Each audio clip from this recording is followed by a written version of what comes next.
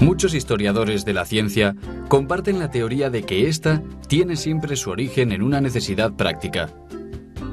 La geometría, rama matemática que abstrae las formas del espacio y que es aplicada en numerosas disciplinas, comenzó con la resolución de conflictos en el reparto de la propiedad de las tierras. En el antiguo Egipto existía la figura del agrimensor, persona que se encargaba de dividir la superficie de los terrenos debido a que los desbordamientos anuales del Nilo borraban los límites de las propiedades, haciéndose preciso que constaran de un modo gráfico sobre planos para poder así reconstruirlos. En la localidad zaragozana de Mayén, Pedro Cerdán ha ejercido esta actividad como complemento a su oficio de agricultor durante casi 50 años. Yo aprendí con mis padres desde pequeño y luego ya seguí solo por ese camino. Pedro nos va a ofrecer hoy una demostración de cómo efectuaba su oficio. En este caso práctico, el agrimensor debe establecer por encargo la segregación de una parte de la superficie del terreno. Lo primero que se hace cuando se llega es ojear, dar una vuelta alrededor del campo para mirar el contorno y mirar de qué forma se pueden descomponer en figuras geométricas para medirlo. Vamos a poner aquí uno. Colocar la primera bandera en una segregación que vamos a hacer de este campo. Vamos a coger como unas 3-4 negas, que es lo que nos han dicho que tenemos que segregar del campo. Entonces, vamos a colocar la primera bandera y vamos a ver qué figura geométrica sacamos. ¿Vale? En mi mano, Vale, perfecto, vale, está bien. Ahora nos vamos al otro rincón. Lo primero que hago es clavar un jalón en una esquina, otro jalón en la otra esquina, digamos, y con las dos mirar el resto de las figuras geométricas que se ve que se pueden hacer. Pedro y Agustín, su ayudante, trazan con los jalones o banderas los vértices que establecen las figuras de un rectángulo y un triángulo que delimitan y componen las partes del terreno. Vale. Un poco a la derecha, Agustín, recto hasta las matas esas que ves ahí enfrente tuyo, más o menos. Ya te indicaré. Coge una bandera y ponla. Un poquitín a la derecha. De cabeza un poco... ¡Ay! Clava.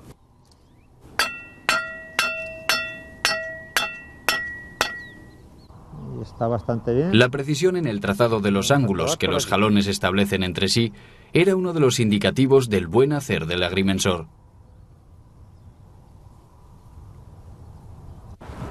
Y como ya ves que la base esa es mucho más ancha, haremos un triángulo aparte.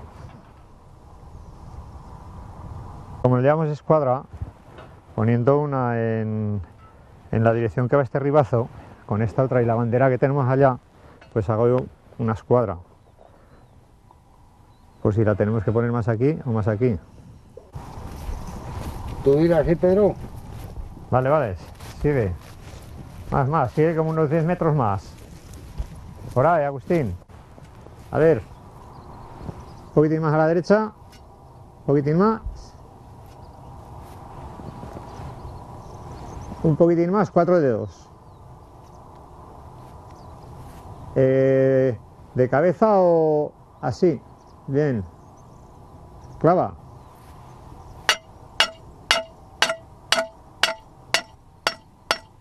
Pues ahora que están puestas las banderas, ya sabemos las figuras geométricas que son, vamos a hacer el croquis donde vamos a plasmar luego las mediciones correspondientes.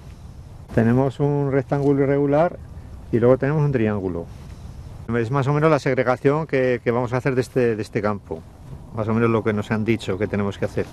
Para medirlo lo hacemos con una cadena métrica, que el funcionamiento que tiene la cadena métrica es que en la agricultura pues siempre mides campos con matas, con algún arbusto, hace algo de viento, entonces la cinta métrica pues muchas veces se rompe o se bambolea con el viento. Con la cadena métrica, que es milimetrada, pues lo puedes medir perfectamente igual y no tienes esos problemas que tendríamos con la cinta. Y 9,50. Vale. Espera un momentito que apunte.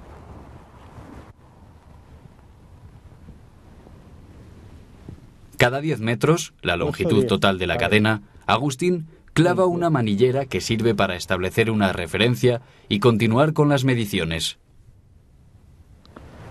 Bueno, pues ya está medido. Es fundamental que la cadena métrica esté siempre horizontal con respecto al suelo y salvar así los desniveles del terreno, lo cual depende directamente del ojo experimentado del agrimensor. Vale. 18, 20, 40, 60. Vale, Agustín. Ahora espera un poco que apunte, ¿eh?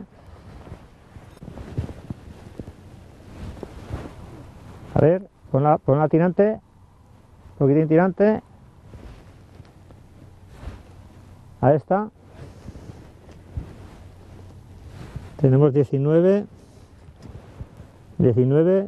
20, 40, 60. 19, 60. Tras la medición del campo y el establecimiento de las dos superficies, Pedro calcula las medidas de las mismas. 5 y 3, 8. Luego abajo tenemos 9, 1, 10, que es una. A la mayoría de las personas les gusta saber que lo que medimos, saber la superficie cuando acabas. Eso con un taquímetro no lo puedes hacer porque tiene que mirar la reducción de las falsas escuadras que se cogen, los GPS, la longitud y la latitud lo tienen que hacer. Sin embargo, con este método tan sencillo, tienes la facilidad de cuando acabas y sumas todas las superficies, sabes la superficie total del campo.